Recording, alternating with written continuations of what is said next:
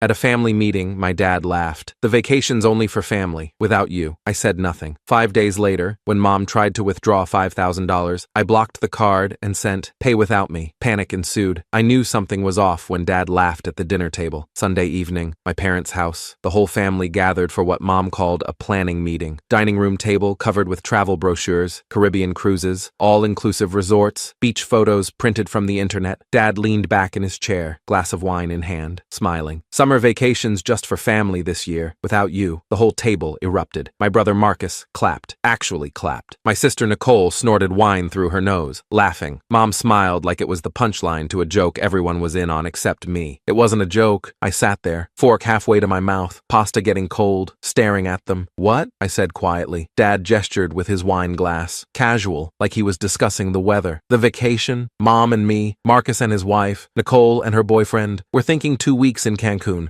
but you're not invited. You understand? I didn't understand. Why? Because, Mom said, dabbing her mouth with a napkin, you've made it clear you don't value family time, so we're taking a real family trip. The people who actually care. My brother raised his glass. To family who show up. They all clinked glasses, laughing, drinking, moving on to discuss resort amenities. I sat there, silent, trying to process, trying to understand what I'd done to deserve this. 3 weeks earlier, I'd taken a weekend trip to Colorado with my girlfriend Emily, just the two of us, Thursday through Sunday, 4 days. We'd been planning it for months. Hiking, camping, cheap beer around a campfire, quiet time away from work, away from stress, away from family. I hadn't invited my parents because it wasn't their trip. It was ours, Emily and me. Couples weekend. Normal thing that normal couples do, but they found out from Instagram. Emily had posted a photo. Mountains, sunset, me with my arm around her. Caption, best weekend. Within 2 days, my sister called me selfish. My brother sent a long text about how I'd changed, how I used to value family, how I was different now, distant. Mom dropped the guilt bomb in a voicemail. We've always been there for you. Every birthday, every holiday, every crisis. But you run away like we don't exist, like we're nothing to you. I'd tried to explain. It was just a weekend, just a trip. I'd see them at the next family dinner. Nothing had changed, but apparently everything had changed. I'd thought this Sunday barbecue was Mom's peace offering,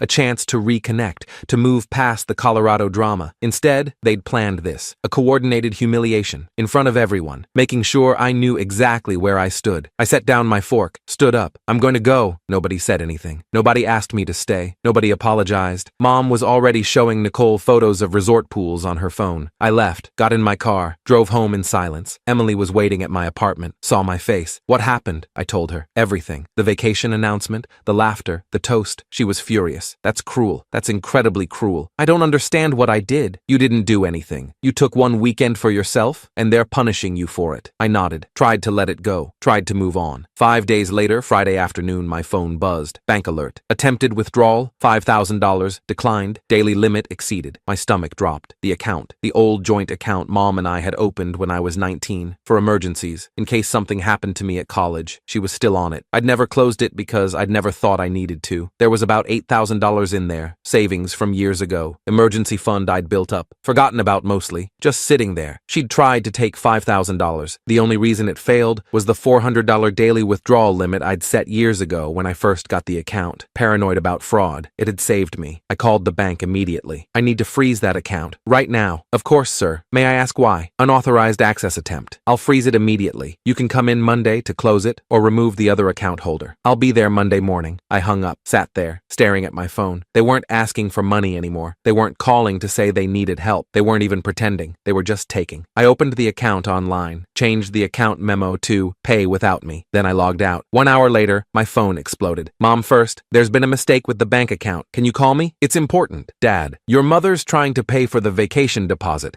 The account isn't working. Fix it. Marcus, dude, seriously? You're blocking Mom from the account over a stupid argument? Nicole, series of laughing emojis. Then a screenshot. The declined transaction showing $5,000 withdrawal attempt. Caption, when your tantrum affects the whole family, I replied to the group chat. One word. Okay. Then I muted it. But I didn't stop there. I started planning. I opened my laptop, went through every account, every connection, every shared access point, removed Mom and Dad from my emergency contacts at work, removed them from my medical records, removed them from my insurance beneficiaries, removed them from everything, changed every password, email, bank, social media, everything, made them all different, made them all complex, closed the joint account entirely online, transferred the funds to a new account at a different bank, one they didn't know about, called my apartment complex. inbox. I need to update my authorized visitor list. Remove these 3 names. Gave them Mom, Dad, Marcus, Nicole, all of them. None of them could access my building anymore without me buzzing them in. 3 days later, Tuesday evening, I came home from work around 6. My apartment door was unlocked. I always locked it. Always. Paranoid habit from living in the city. I pushed it open slowly, cautiously. My parents were inside, sitting in my living room like they owned the place. Dad was flipping through my photo albums, the old printed ones from college, my private things. Mom had brought an overnight bag, like she'd planned to stay. It was sitting by the couch. My sister Nicole was sprawled on my couch, shoes kicked off, feet on my coffee table, scrolling her phone, eating my snacks. "What the hell?" I said. Mom stood up, smiled, sweet, fake. "We needed to talk. You weren't answering your phone, so we let ourselves in." Emily appeared behind me. She'd driven over separately, walking up just as I opened the door. "You broke into his apartment," she said. Not a question, a statement. Mom gave her an icy look, cold, dismissive. "This is family business, private. It doesn't concern you." Dad set down my photo album, looked at Emily. "This is your fault. He wasn't like this before you. You've changed him, poisoned him against his own family." Nicole laughed. "He's being such a flake. It's embarrassing." "How did you get in?" I asked. Mom smiled. "I kept a copy of your key from when you first moved in, just in case. Mother's intuition. You need to leave. Right now. We're not leaving until we settle this," Dad said, standing up. Voice firm, authoritative. The voice he used when I was a child and he was laying down the law. "You embarrassed us. You blocked the account. You're acting like a child and you owe us." "Owe you what?" "A vacation. Compensation for abandoning us, for choosing her," he pointed at Emily, "over your own family. Get out of my apartment." Mom's face hardened, sweet mask dropping. "You're making a huge mistake. Get out." They left slowly, dramatically, making a show of it. Dad grabbing his jacket, Mom picking up her bag, Nicole putting her shoes back on with exaggerated movements. At the door, Mom turned, looked right at me. "You're going to regret this. You have no idea what you've just done." The door closed. Emily immediately locked it. Deadbolt, chain. "That was insane," she said. "They kept a key. They broke in. That's illegal." I called the landlord that night. "Someone entered my apartment without permission today. I need the locks changed. Tomorrow, if possible." "Was it a break-in? Should I call the police?" "It was my parents. But yes, I don't want them to have access anymore. I'll have maintenance change the locks first thing tomorrow morning." That night, lying in bed, I couldn't sleep, my mind racing, trying to figure out what to do, how to protect myself, how to stop this from escalating. Then I thought of someone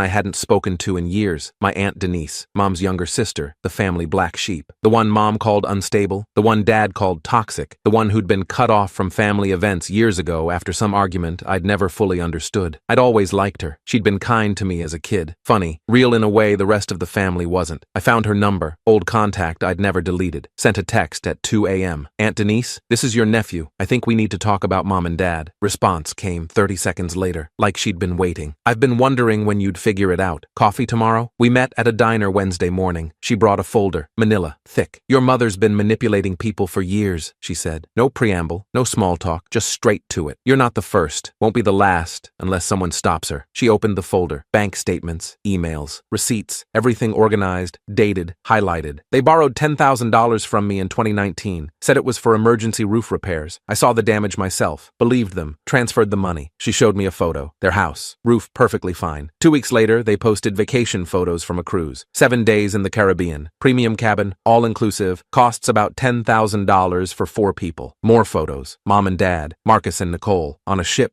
beaches, drinks. All the photos I remembered seeing. The trip they said they'd saved forever for. They never paid me back. When I asked about it, they said I'd given it as a gift, that I was trying to hold it over them. "Your mother stopped speaking to me, told the whole family I was unstable, vindictive, making things up." I stared at the evidence, processing. "I have more," she said, "if you want it. I want all of it." We spent 3 hours building a case, going through everything. She had years of documentation, text messages asking for grocery money with vacation photos posted the same week. Venmo requests labeled textbooks for Nicole that matched concert ticket purchases. Screenshots of Dad begging for car insurance helped the same week he bought a $3,000 flat-screen TV. Pattern after pattern, lie after lie. I added my own documentation, the $5,000 withdrawal attempt, screenshots of the group chat, photos they'd posted of the Cancun resort they were planning, cost $12,000 for 2 weeks, the money they'd tried to take from my account. "What are you going to do?" Denise asked. "I'm going to make sure everyone knows the truth." Thursday, I closed every shared account, removed them from every system,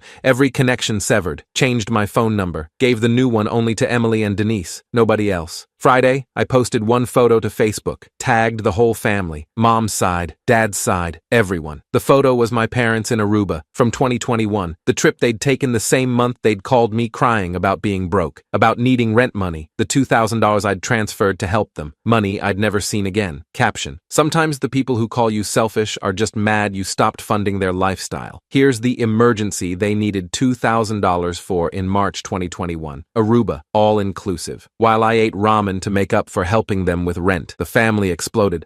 Comments poured in, cousins messaging, aunts calling me disrespectful, uncles defending my parents, my sister posting a long rant about family traitors who air dirty laundry. I didn't respond to any of it. Just let it sit there, public, visible, true. 2 days later, Sunday morning, I got an email from my work.